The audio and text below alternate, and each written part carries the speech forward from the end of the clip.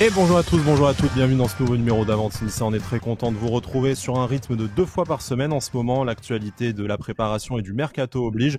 Et de mercato, il lancera justement le sujet aujourd'hui, puisque ça y est, l'OGC Nice tient encore une nouvelle recrue. Les hostilités s'accélèrent un peu enfin pour les plus pessimistes, ou on verra après si jamais le profil du joueur correspond vraiment aux attentes des supporters.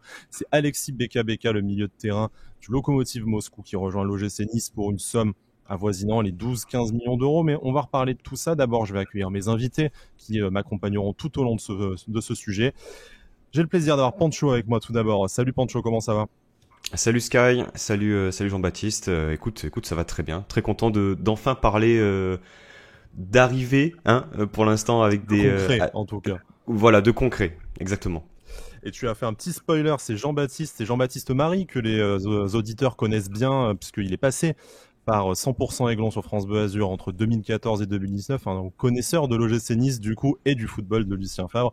Il est désormais retourné dans sa terre natale, il est journaliste à France Bleu Normandie, mais il nous fait l'amitié d'être là. Salut JB, comment ça va ? Allô Sky, salut Pancho, salut à tous, à toutes. Écoutez, ça va, toujours un plaisir de parler du gym, même depuis la Normandie. Oui, tu fais partie de la famille depuis toutes ces années. De toute façon, on sait que tu as gardé quand même un petit œil sur le parcours des Aiglons, même si tes activités t'emmènent davantage du côté du Stade Malherbe ces dernières saisons. Mais voilà, c'est encore un pur produit de Malherbe qui va rejoindre l'OGC Nice. Le dernier, on en parlait en off, a priori, si notre mémoire est bonne, c'est Jean-Victor Makengo. Donc on va espérer un succès un peu plus important à l'OGC Nice pour Alexis Beka. Mais voilà, pour refaire rapidement un peu le parcours et le CV de Alexis Beka, c'est pur produit du Stade Malherbe. Il est arrivé à 7 ans au club, le club de sa région, parce qu'il vivait aux alentours de Caen avec sa famille. D'ailleurs, il disait qu'il était resté chez lui pendant toute sa période au centre de formation. Premier match en pro fin 2019, premier contrat pro à la fin de la saison en juin 2020, puis après tout s'accélère, les Jeux Olympiques de Tokyo en 2021, un départ pour le Lokomotiv Moscou dans la foulée, et puis voilà, cette arrivée à l'OGC Nice au mois de juillet 2022. Donc en fait, tout s'est fait très rapidement pour lui en 2-3 ans. Mais d'abord, je vais passer la parole à Pancho. On voudrait s'intéresser un peu à la jeunesse du joueur, parce qu'il a commencé très tôt au Stade Malherbe, et du coup avec cette formation réputée malherbiste. Ouais, moi j'avais une petite question, Jean-Baptiste, concernant la formation cannaise qui est effectivement réputée dans le pays pour sortir de jeunes très bons joueurs. On a vu notamment Le Penant qui a signé à l'OL lors du dernier mercato. Toi, en tant que connaisseur de Malherbe, tu le situes où en fait dans cette formation-là? Est-ce que c'est vraiment le crack ou est-ce que finalement des joueurs comme ça, il en sort régulièrement dans ce club?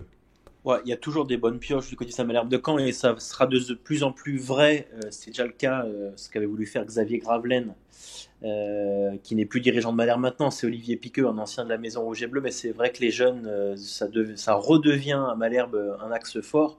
En témoigne cette finale perdue en Gambardella face à Lyon au péno, juste avant d'ailleurs la finale perdue aussi malheureusement par le gym face à Nantes en Coupe de France au Stade de France. Ça commence quand même comme une émission quand même, sur un peu de bien mauvais souvenirs pour tout le monde.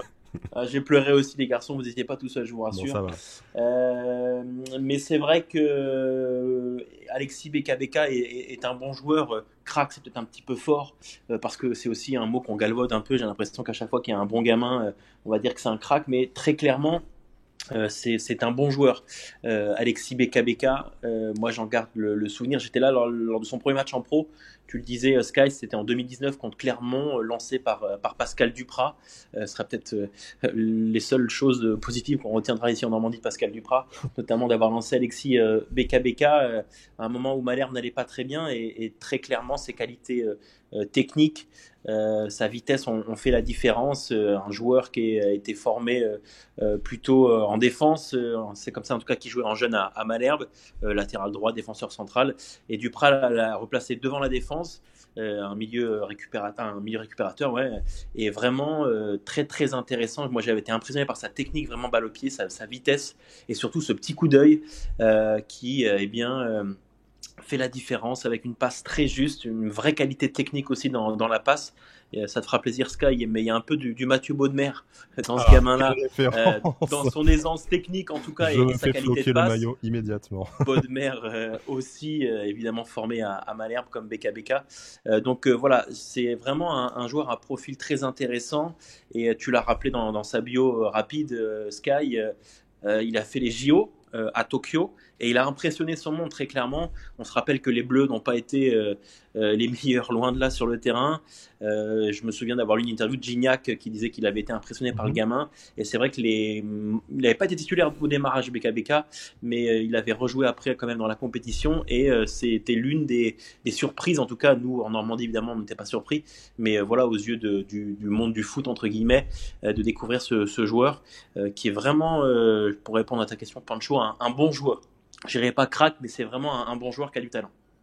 Donc tu nous parlais un peu de ce parcours atypique dans la formation. Effectivement, il est formé comme défenseur. Il a pas mal joué latéral droit, y compris d'ailleurs en équipe de France de Ouais. jeunes. Hein, donc jusqu'à assez tard, c'est Pascal Duprat qui l'a remis comme sentinelle. Et en fait, voilà, la question qu'on se posait, c'est est-ce qu'il est vraiment capable de jouer plus haut? On l'a vu, hein, enfin on a regardé un peu les feuilles de match, les stats, et notamment que ce soit à Caen ou au Lokomotiv Moscou, on l'a vu des fois en capacité de jouer dans le cœur d'un milieu à 3, donc comme un peu comme plutôt 6,5 ou comme 8.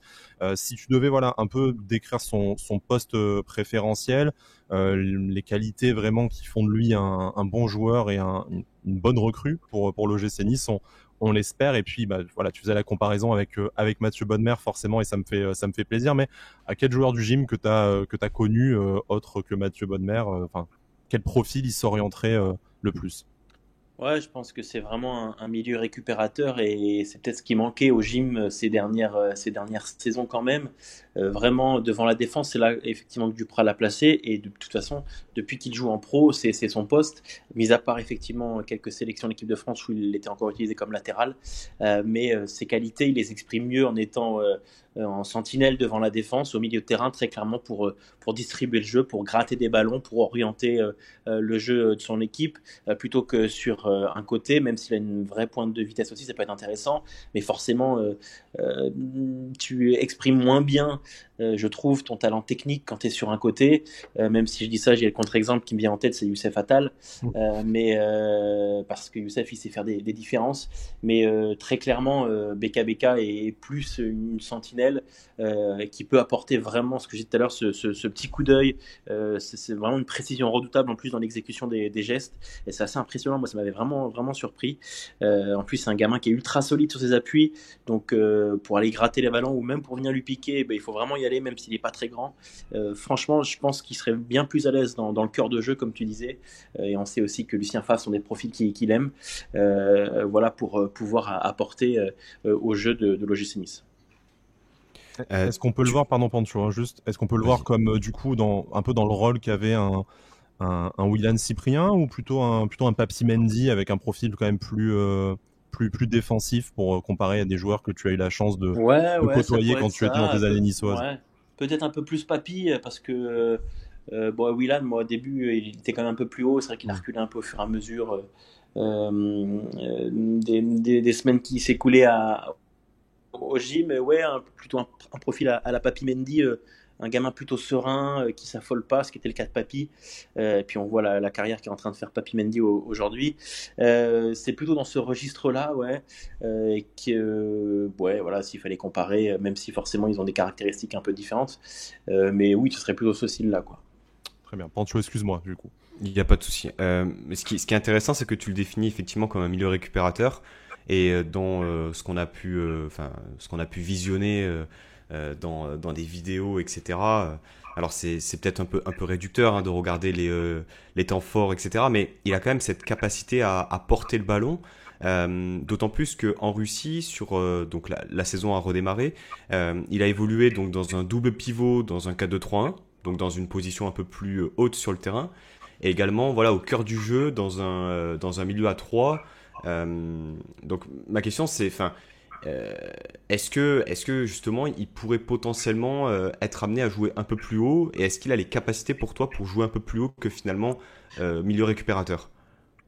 Ce qui est sûr, c'est que moi, je parle de mon expérience effectivement caennaise, où c'est là que, dans ce rôle-là, que Duprat lui avait confié de jouer.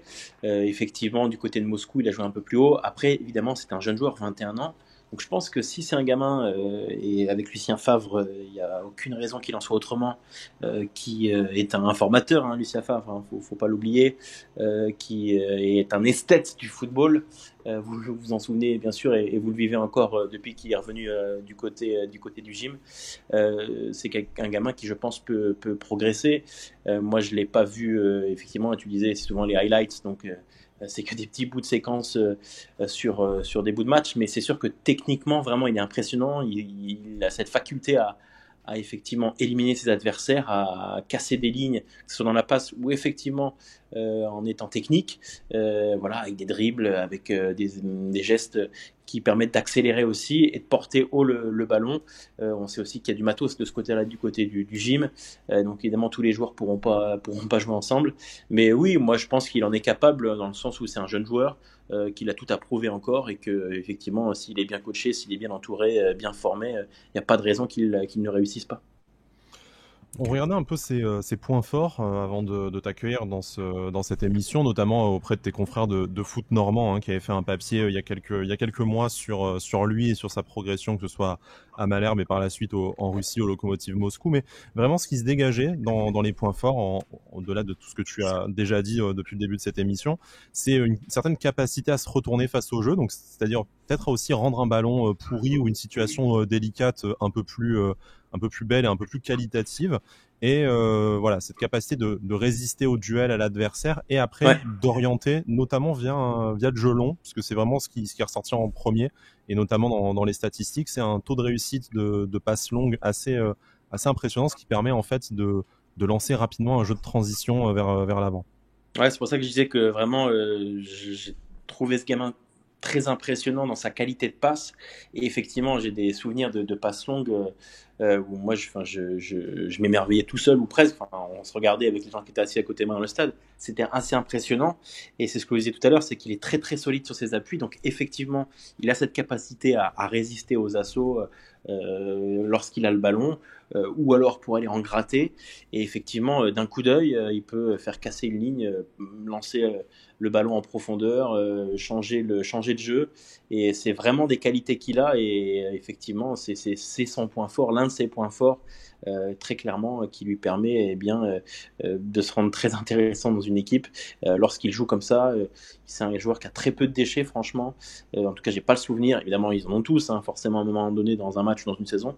Mais il est plutôt efficace, et ça m'étonne pas que tu parles de cette stat où effectivement sur les passes en profondeur, il y a un taux de réussite impressionnant, parce que vraiment c'était d'une précision à chaque fois assez remarquable.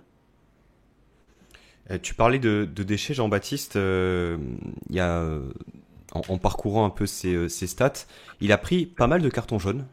Alors, son poste fait que il a peut-être justement plus tendance à en prendre.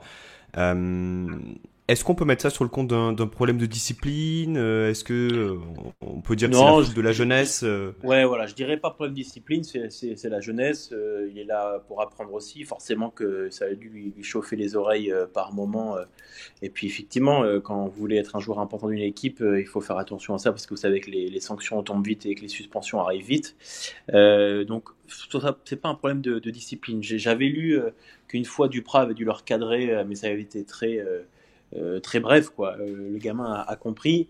Le seul petit bémol, entre guillemets, mais c'est pas trop de son fait, et puis on sait très bien que c'est comme ça dans le football, c'est que dès qu'il a commencé à enchaîner les matchs du côté de Malherbe, bon bah voilà, on est titulaire, donc je vais pas dire qu'il a pris le melon, mais c'était un petit peu ça. Puis l'entourage aussi, surtout, vous savez comment ça marche, hein. On va vous dire que t'es plus beau, que tu devrais aller à ici ou là, etc. Donc ça a un petit peu biaisé, je pense, enfin pollué son esprit, surtout que c'est un gamin effectivement qui a grandi et qui a joué au foot dans une commune de de l'agglomération caennaise, avant de signer à Malherbe quand il était gamin, forte relation avec son grand-père de mémoire. Donc voilà, c'était un petit peu surprenant entre guillemets que notamment avec l'entourage, voilà, il y a un peu ce melon. Et je me rappelle aussi que niveau hygiène de vie, bon voilà, fallait faire attention à cela. Non pas que c'était un fêtard, mais que voilà, faire attention à ce qu'on mange, faire attention évidemment au travail invisible aussi, au repos, la sieste, bien dormir, etc. Et c'est souvent malheureusement ce qui arrive aux jeunes joueurs, hein. Ils apprennent au fur et à mesure, notamment au contact des plus expérimentés, que pour durer dans le foot, il faut avoir une hygiène de vie et faire ce travail invisible, comme on dit, bien à fond tout au long de sa carrière. Donc c'est sans doute là-dessus aussi qu'il doit progresser, mais c'était sans doute le cas, j'imagine aussi du côté de Moscou, parce que plus gros club, parce que Ligue Europa, parce que le Lokomotiv c'est aussi un club important en Russie. Donc petit à petit, finalement, dans une évolution de carrière, ça suit sa logique, et j'imagine que ce sont des points qui travaillent. Oui, après, en plus, couper un peu de ton entourage, hein, parce qu'il irait vraiment rester dans le cocon familial, comme je disais en début d'émission.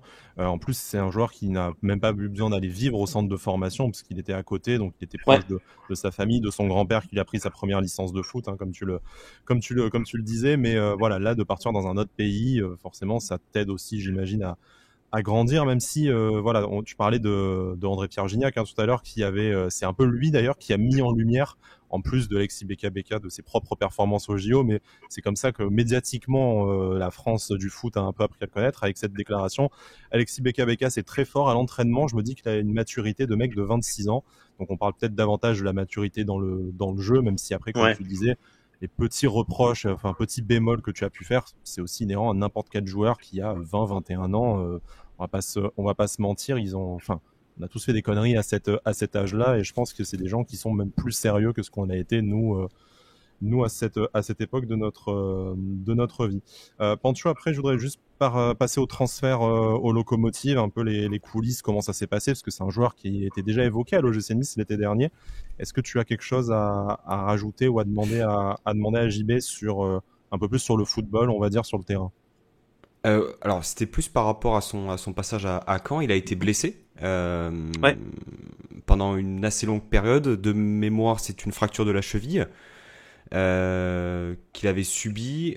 Justement, par rapport à ça, est-ce que le physique c'est un problème chez lui? Parce que tu parlais de l'hygiène de vie, des fois Ouais, ouais. peut-être qui Bah, posait problème. oh, on jugera pas parce que enfin c'est un gamin, donc effectivement Oui.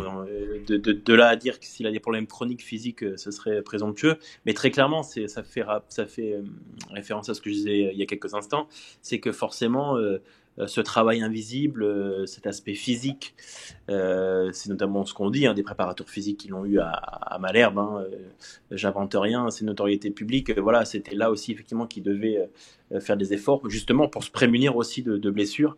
Donc voilà, si je sais pas un gamin qui est fragile physiquement, hein, forcément cette blessure-là l'a gêné, l'a du coup empêché de jouer, même si c'est notamment à l'amorce de la deuxième saison pleine, cette fois qu'il avait pu faire avec Malherbe, il avait quand même joué quasiment 30 matchs en Ligue 2 et en Coupe de France.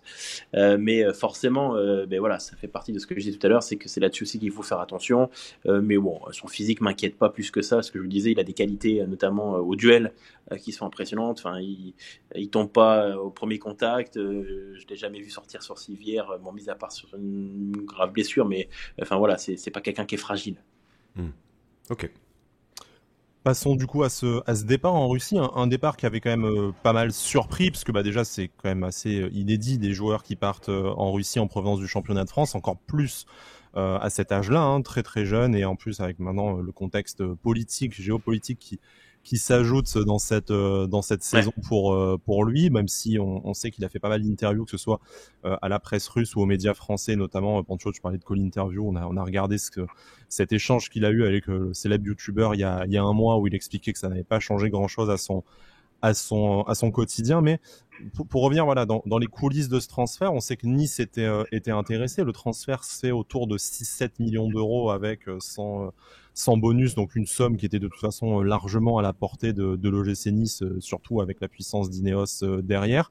mais finalement il préfère le Lokomotiv. Donc nous du côté niçois, ce qu'on avait appris à l'époque, c'était que Christophe Galtier n'en voulait pas, notamment parce qu'il souhaitait un profil plus expérimenté pour le milieu de terrain. Ce qui se dit aussi, c'est que Ralf Rangnick, qui était le directeur du football du Lokomotiv à ce moment-là, est quand même une sommité européenne dans le domaine, avait convaincu le joueur de rejoindre le Lokomotiv. Du côté canet, en fait, où est-ce que se situe la vérité? Est-ce que le joueur a vraiment préféré le projet sportif du Ouais, je Lokomotiv? Est-ce pense qu'il y avait qu'il y une a. question d'argent aussi? Parce que on sait que c'est un plus gros club avec les salaires qui peuvent être Ouais, bien versés. sûr.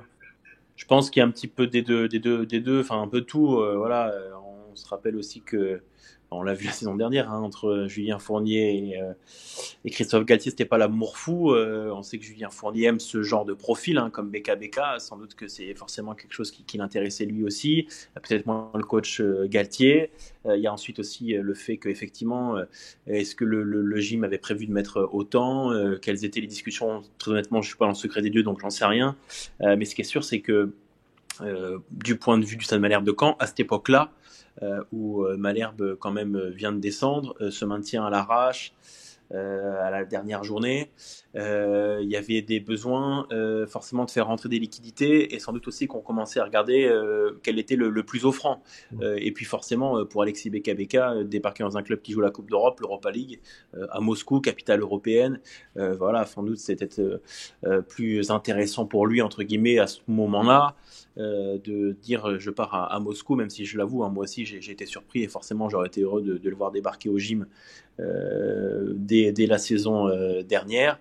Mais voilà, force est de constater quand même que le transfert à l'époque avec Malherbe et Lokomotiv se fait autour de 6 millions d'euros. Là, on parle du double largement pour que le gym l'achète au Lokomotiv Moscou. Et puis, tu parlais effectivement, Sky, de la situation diplomatique internationale. On la connaît, elle n'était pas comme ça évidemment à cette époque-là lorsqu'il part. Ça a d'ailleurs compliqué un peu, hein, notamment le passage de Malherbe devant la DNCG, parce qu'il reste encore une traite du transfert que le Lokomotiv doit s'acquitter, même si les actionnaires de Malherbe ont produit un document qui expliquait que si jamais il y avait des faux, il serait là. Donc c'est passé pour Malherbe. Mais forcément, il y avait cette petite donnée-là aussi qui vient compliquer un peu plus les relations. Et puis en plus, bah voilà, nous en Normandie, on est content si le gym achète le Lokomotiv parce que ça voudra dire que le Lokomotiv a des liquidités et pourra régler Malherbe, sachant qu'il y avait aussi une clause de Il y avait toucher 10%, 10% de il me la semble. plus-value. Donc ça fera aussi du bien au Stade Malherbe de Caen qui va commencer cette saison en Ligue 2 ce samedi et qui, bah voilà, comme beaucoup de clubs de Ligue 2, financièrement, l'équilibre est fragile, quoi. Pancho, je voudrais juste m'arrêter un instant sur le montant, hein, parce que c'est ce qui fait aussi beaucoup parler au sein de notre communauté. Un joueur qui a été acheté 6-7 millions d'euros, du coup, bon, avec les différentes traites et bonus qui restent à verser, on l'a bien compris, et qui va arriver pour 10, 12, 14 millions en fonction des sources et des différents bonus qui vont être versés en fonction des performances du joueur. Mais est-ce qu'en fait, ce montant-là est vraiment étonnant? Donc, Pancho, ton avis de supporter du gym, JB, ton avis un peu plus extérieur et professionnel sur la question, sachant que le joueur venait de signer du coup l'année précédente au Lokomotiv. Finalement, c'est pas le montant qu'il faut payer pour arracher un jeune joueur avec 4 années de contrat encore devant lui. Pour moi, il n'y a pas de surprise par rapport au montant du transfert. Je pense que peut-être que de nombreux supporters regrettent qu'on ne l'ait pas acheté l'été dernier parce qu'on aurait pu eh bien le payer 2 fois moins cher. Mais aujourd'hui, voilà, comme tu le dis et comme tu le rappelles, il est en fin de contrat au Lokomotiv en 2026. Il faut racheter ces dernières années de contrat, donc ça coûte. Et naturellement, s'il était en fin de contrat en 2023, on l'aurait payé moins cher. C'est le marché des transferts qui veut ça. Pour moi, il n'y a pas de surprise. Et je suis de nature optimiste, comme tu le sais, Sky. Mais par rapport à la venue du joueur, je pense qu'on va pas le regretter. JB, que ce soit pour le marché, enfin la situation Ouais. actuelle ou par rapport à son profil, à ce qu'il peut apporter à l'OGC Nice, est-ce que ça te semble cohérent comme mouvement? Ouais, bah on sait de toute façon, on est tous supporters, voilà, on a tous notre vie, notre statut social, etc. Mais on sait que dans le foot, les sommes sont astronomiques, hallucinantes. Et bon, je vais pas faire mon rabat-joie de base, mais on parle beaucoup de pouvoir d'achat en ce moment, donc c'est toujours des chiffres assez hallucinants. Et quand on voyait que Mathys Tel, il a 17 ans, il part pour presque 30 millions d'euros au Bayern Munich, on se dit que dans ce monde du football, des choses qui tournent pas rond, mais au-delà de cette remarque, voilà, parce que les joueurs ils y sont pour rien, hein, c'est le marché du foot qui est comme ça. Moi, je trouve pas ça choquant, je trouve pas ça dingue. Et comme le dit Pancho, BKBK il a que 21 ans. S'il signe au gym, il va sans doute signer pour la longue durée. Il n'est pas exclu que ça se passe bien du côté de l'OGC Nice et que derrière, pareil, le gamin poursuit sa carrière ailleurs et que le gym s'y retrouve à nouveau là aussi financièrement. Voilà, parce que le gamin aura fait les saisons qui vont bien et son talent aura éclos encore un peu plus, en tout cas tout ce que je lui souhaite. Et que forcément, bah, financièrement aussi, le gym, au bout d'un moment, refera une opération intéressante. Et puis juste pour finir, Sky, on se plaignait qu'Ineos on va dire, ne lâchez pas les chevaux par rapport aux investissements. Ils investissent une certaine somme sur un joueur et on considère que c'est surpayé. Donc voilà. Je vais me faire l'avocat du diable parce que après on va nous dire qu'on est toujours d'accord dans cette émission, même si vous avez prouvé avec Alric la semaine dernière que c'était pas nécessairement vrai. Après, est-ce qu'en fait on n'attend pas de mettre des grosses sommes, et quand je parle de sommes, c'est à la fois des indemnités de transfert ou des salaires, et on le verra peut-être avec la probable arrivée de Kasper Schmeichel bientôt. Est-ce qu'on n'attend pas en fait d'Ineos d'investir des grosses sommes mais sur des joueurs confirmés plutôt que de remettre près de 15 millions sur un joueur à fort potentiel avec aucune garantie de succès, comme en fait on a pu le faire, et comme Ineos a déjà pu le faire avec Alexis Claude Maurice, avec Calvin Stengs, pourquoi pas avec Justin Kluivert, même si bon, il avait quand même un standing au-dessus, notamment par rapport au salaire. Est-ce que peut-être que, je pense que nos auditeurs se tiquent un peu plus là-dessus, c'est pas personnel contre BKBK, mais tu t'attends à ce que tes investissements soient faits sur des joueurs un peu plus sexy sur le papier. Ouais, mais ça c'est la façon de fonctionner du gym depuis, j'ai envie de dire 10 ans presque, depuis que le président River est arrivé à la tête du club. Ça fait plus de 10 ans maintenant. Il y a toujours eu cette idée de dénicher des pépites, de les faire éclore, parfois de mettre un peu le prix. Effectivement, on l'a vu notamment depuis que le gym est rentré dans la galaxie Ineos. On sait aussi que c'était ben voilà, la façon de fonctionner de Julien Fournier. Après, effectivement, les supporters du gym que vous êtes, que je suis aussi forcément, même si c'était le boulot, il y a forcément de la passion aussi qui naît derrière tout cela. On a envie de revoir des Balotelli, on a envie de revoir des Dante, on a envie de revoir, même si Dante est toujours là bien sûr, des Ben Arfa, des coûts, effectivement, qui sont là financièrement, étaient à l'époque assez élevés pour le gym, qui serait finalement facilement absorbable maintenant que le gym est sous pavillon britannique avec Ineos. Mais oui, très clairement, j'ai envie de dire que l'un n'empêche pas l'autre. On peut mettre, je sais pas, 10-15 millions sur BKBK et pourquoi pas aussi flairer un bon coup avec de l'expérience, parce que là aussi, encore une fois, et je vous rejoins, effectivement, ce qui manque à Nice depuis plusieurs saisons, et c'est chronique, c'est de l'expérience. Ce sont des joueurs expérimentés qui permettent eh bien, à Nice de faire la bascule. On l'a vu plusieurs fois dans la saison dernière, c'était le cas aussi avant avec Patrick Vieira. Le gym est pas passé loin souvent de basculer du bon côté des hauteurs de la Ligue 1. Donc très clairement, il faut des joueurs d'expérience, mais l'un n'empêche pas l'autre, je pense. Ouais, totalement d'accord avec Jean-Baptiste. Ah merde, désolé Sky, on se tape pas dessus. Non mais je suis oui assez d'accord dans le sens où enfin il faut pas oublier aussi que Fournier a passé plus de 10 ans au club et que pour l'instant il n'a pas été remplacé. Bien Donc sûr. Toutes les habitudes et tout le mode opératoire et la politique de recrutement qui a été mise en œuvre pendant toutes ces années, ça se remplace pas comme ça en un claquement de doigts. Avec l'attractivité que l'OGC Nice a aujourd'hui, qui est malgré tout limitée, notamment avec cette incertitude par rapport à son avenir européen. Je pense qu'effectivement, on jalouse un peu le mercato d'autres clubs, pas toujours à raison, mais effectivement, quand tu as l'argent et l'attractivité de la Ligue des Champions ou de l'Europa League, je pense que ça te permet aussi peut-être de convaincre certains profils un peu plus facilement. Je voulais juste le mercato est quand même, pardon Sky, mais le mercato est quand même plutôt à tonne, je trouve, en ce moment. Oui. Il y a des gros clubs, le Bayern, le Barça, qui font des coups, mais c'est plutôt discret. Évidemment, les clubs de Ligue 2, parce que leur saison commence, je parle sur le prisme français, ont déjà fait leur recrutement. Bon, il y aura encore des mouvements, parce que c'est ça aussi, hein, le mercato, cette année, il est long, hein, il fait 2 mois et demi. Hein. il a commencé mi-juin, s'arrête en septembre. Normalement, ça va plus vite quand c'est l'année de Coupe du Monde. Les mecs, ils sont déjà dans leur nouveau club parce qu'après, ils se concentrent avec la sélection. Ça aussi, c'est une donnée voilà, à avoir en tête. Les effectifs, ils seront forcément complets que en septembre et pas avant. Je dois juste terminer par rapport à Beka Beka, si on doit se mouiller un peu sur son avenir, on va dire, immédiat à l'OGC Nice. En fait, la question est en deux parties. Premièrement, est-ce que vous pensez que c'était le profil qui manquait à l'effectif de l'OGC Nice et à l'équipe de Lucien Favre? Et si jamais on doit faire un pronostic, quel rôle on lui voit dans la saison à venir? Est-ce qu'il va s'intégrer dans le 11? Est-ce que ça va être tout d'abord un joueur de rotation dans les 16, on va dire, principaux joueurs, maintenant qu'il y a 5 changements possibles? Ou est-ce que faut même avoir encore un peu moins d'ambition cette saison pour son rôle à jouer? Moi, je Vas-y, pense Jean-Baptiste. il peut s'intégrer dans l'effectif de Lucien Favre. Forcément pas un titulaire en puissance de suite, mais effectivement dans cette rotation Sky, je pense que ça peut être pas mal. Comme malheureusement, d'ailleurs, c'était un peu le cas on parlait de Cyprien tout à l'heure sur notamment la fin avec Vieira, etc. C'était un où il a plus fait banquette que joué au début, mais je pense moi qu'il peut s'intégrer. Ce serait présomptueux de dire tout de suite que c'est un titulaire en puissance, d'autant plus qu'il a joué en Russie, que c'est quand même un autre niveau de championnat par rapport au championnat de France. Il va falloir se réadapter, puis on connaît comment ça marche aussi le Sud, hein, la Côte d'Azur, c'est agréable, donc il sera peut-être pas à 400% d'entrée.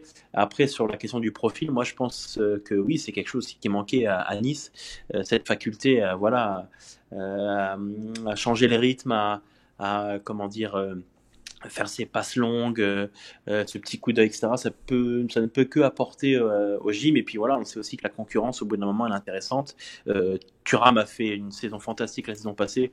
De mon point de vue, le meilleur niçois de la saison passée. C'est des joueurs qui peuvent, ils sont peut-être sur le même registre ou qui peuvent peut-être même jouer ensemble. Tout dépend du choix tactique que fera Lucien Favre. Mais moi, je trouve que le profil est intéressant dans l'équipe niçoise. Pancho, pour conclure, un peu provoque, c'est une plus-value par rapport à Morgan Schneiderlin et même au niveau du profil, c'est quelque chose de différent, une nouvelle possibilité par rapport à ses concurrents directs, c'est-à-dire Pablo Rosario ou Mario Lemina. Ah bah, ça n'a rien à voir. Et puis tu pourras confirmer que lorsqu'on a fait le podcast la semaine dernière avec Alric, lorsqu'on évoquait justement la rumeur Baptista Mendy, j'avais souligné que ce rôle-là au milieu de terrain, cette touche technique allait être fondamentale dans le choix du mercato de l'OGC Nice. Aujourd'hui, on est en passe de signer ce joueur-là. Je considère que c'était nécessaire, pas indispensable, mais nécessaire. Et aujourd'hui, on a un joueur voilà, qui peut s'incorporer facilement dans un 4-3-3, dans un 4-2-3-1. Donc oui, pour le profil, c'est validé. Et pronostic sur le joueur, je pense qu'il va être rapidement titulaire, suivant le dispositif choisi. Peut-être pas dans l'immédiat, mais en tout cas, je le vois pas dans la rotation. Et puis, il faut pas oublier aussi que voilà, il va y avoir de la concurrence au milieu de terrain. Bon, pour l'instant, Schneiderlin et Lemina sont encore là, mais possiblement partant d'ici peu, et le calendrier aussi, avec potentiellement une qualification européenne qui te force à avoir voilà, un groupe de 16-17 joueurs ultra compétitifs. Effectivement. Messieurs, un dernier mot pour la fin, ou est-ce qu'on se sépare bons amis? Du coup, a priori, on a encore réussi à être globalement d'accord sur le sujet. JB a peut-être un message aux supporters niçois pour la saison à venir. Ouais, bah, d'abord, c'est une belle saison à vous avant de finir ça encore. C'est sympa que voilà, des supporters aussi s'impliquent aux côtés des médias très traditionnels. Puis c'est toujours bon quand on a une passion de se retrouver pour en parler. Et voilà, forcément une belle saison pour l'OGC Nice avec, on l'espère évidemment, cette qualification qui sera validée en Coupe d'Europe. On a vu l'année dernière, hein, les équipes comme Rennes, les équipes comme Marseille, c'est des choses qui peuvent être intéressantes aussi. On a vu Rome qui a gagné. Voilà, c'est toute compétition européenne est bonne à prendre, et surtout dans voilà, cette envie du gym de grandir dont on parle depuis plusieurs saisons maintenant, c'est vrai, mais voilà, il faut que ça se concrétise, et je souhaite évidemment au gym, à ses supporters de s'éclater cette saison, parce que encore une fois, c'est un club qui le mérite, une ville qui le mérite, et voilà, c'est toujours plus agréable de s'enflammer sur le gym. Je sais pas, je vais faire le provocateur, mais que sur l'OM, que sur Monaco. Voilà, ça fait plaisir de voir les Aiglons briller, quoi. On est bien d'accord. Merci en tout cas de ta disponibilité et puis Avec voilà, plaisir. de ton éclairage sur Alexis Beka, du coup nouvelle recrue de l'OGC Nice. On attend de le découvrir probablement au stade samedi face au Taureau, peut-être pas encore sur le terrain. On attendra la première journée pour cela. Vous écoutez ce podcast, donc vous savez déjà où nous trouver, mais sachez qu'on est également sur YouTube, sur Spotify, sur Apple Podcasts, sur l'application OneFootball dont on vous laisse aussi le lien de téléchargement. Vous n'hésitez pas à nous faire part un peu de vos remarques, de vos suggestions, tout ça. On essaye de prendre ça. Le rythme en ce moment est assez soutenu, donc c'est difficile de faire des numéros spéciaux, mais on a bien noté toutes vos suggestions, notamment que vous avez faites cette semaine sur notre compte Twitter. Ça nous aidera, voilà, à occuper éventuellement les trêves internationales ou les moments un peu plus calmes qui vont forcément arriver dans les prochaines semaines, dans les prochains mois. Pancho, merci également de ta présence, ta fidélité et de ta pertinence. Et puis, on se retrouve très vite pour un prochain numéro d'Avanti Nissa. D'ici là, Issa Nissa. Issa Nissa.